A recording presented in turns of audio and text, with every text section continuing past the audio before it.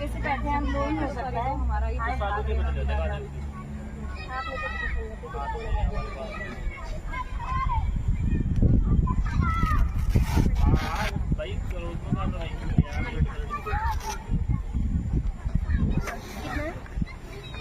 आपका नाम बता रहे हो कौन आएगा वहाँ लड़की की कार्रवाई करने की? तो तुम नहीं आ रही हो इधर से? अरे वो तो छोड़ो ना इधर। क्यों? तो नक्शा के अभी उसी वाले केस में जिसमें तुम कहते कि वो पीड़िता आई है आज। हाँ तो बना के आ जाओ। कोई भी नहीं है उत्तराखंड के, या तो हम कोई बलात्कारी भी नहीं है उत्तराखंड के। अगर आप अपनी माँ बहनों का सच में चाहते हैं समान हो तो ठीक है, नहीं तो नेपाल जैसे हाल देखने के लिए आज बिल्कुल तैयार हो जाओ। अब यही हाल होंगे जैसे नेपाल में हो रहे हैं, वैसे उत्तराखंड में भी यही हाल होने वाले हैं। और निश्चित है कि ये हाल होंगे, क्योंकि हम 25,000 एजेंट हैं, 25 लाख निवेशक हैं। हम जब एकजुट एकमुठ हो जाएंगे तो ये नेपाल जैसे हाल होने के लिए सरकार भी तैयार हो जाए। नमस्कार, मैं अमित गोदियाल और आप देख रहे हैं उत्तराखंड हलचल।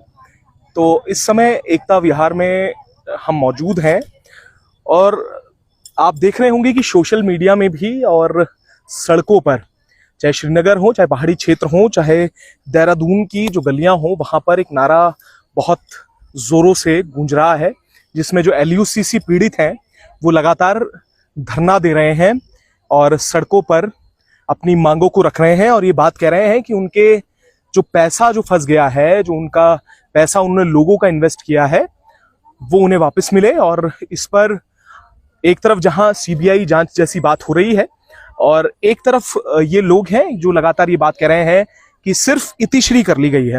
मैं आपको आज ये तस्वीरें इसलिए भी दिखा रहा हूं क्योंकि धरना स्थल पर हम मौजूद हैं और धरना स्थल के जो हालात हैं वो अब भी नहीं सुधरे हैं, वैसे के वैसे ही हालात हैं।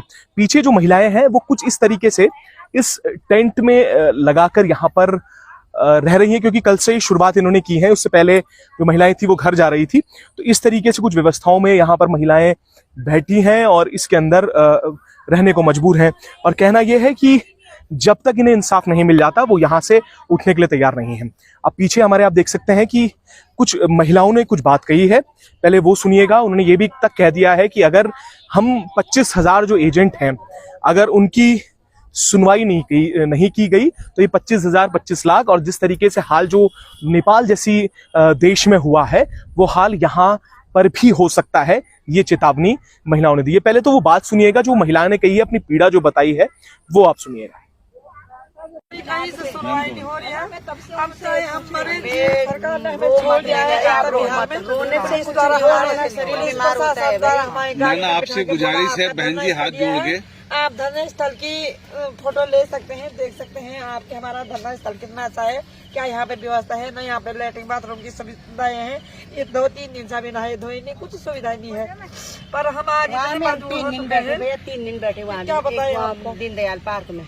तीसरे दिन इन्होंने शाम दिन में इतना दौड़ा, हम इतने लाचार हो चुके हैं, अपने अड़ोस पड़ोस से भी लाचार हो चुके हैं, अपने भाई बहनों से भी लाचार हो चुके हैं, अपने सबका पैसा लगा आप लोग ना अपना तो लगाए पे, लेकिन अपने रिश्तेदार, अपने भाई बहन, अपने अड़ोस पड़ोस सबका एक रुपए लगा ऐसे दे देना।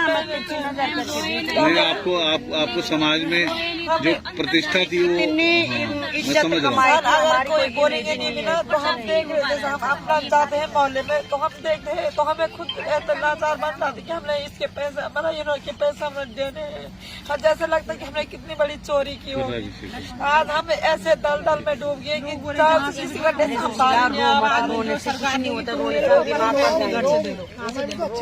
अपने बच्चों को छोड़ के यहाँ पे बैठी हूँ, मेरे बच्चे घर में रो रहे, पड़ोसी के अपने बच्चों को छोड़ के।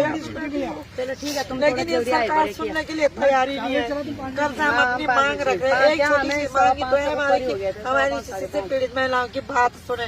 हम न तो सीएम आवास में कोई डाका डाल रहे, न तो हम सीएम आवास में कोई चेक छीन रहे हैं। तो हम अपनी केवल एक बात रख रहे थे कि सीएम साहब हमें मिले, और हम पीड़ित महिलाओं की बात सुने।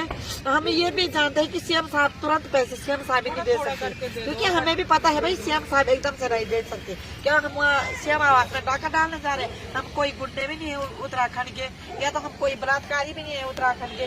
अगर आप अपनी माँ बहनों का सच में चाहते हैं समान हो तो ठीक है, नहीं तो नेपाल जैसे हाल देखने के लिए आज बिल्कुल तैयार हो जाओ। अब यही हाल होंगे जैसे नेपाल में हो रहे हैं, वैसे उत्तराखंड में भी यही हाल होने वाले हैं। और निश्चित है कि ये हाल होंगे, क्योंकि हम 25,000 एजेंट हैं, 25 लाख निवेशक हैं। हम जब एकजुट एकमुठ हो जाएंगे तो ये नेपाल जैसे हाल होने के लिए सरकार भी तैयार हो जाए। कितने लोग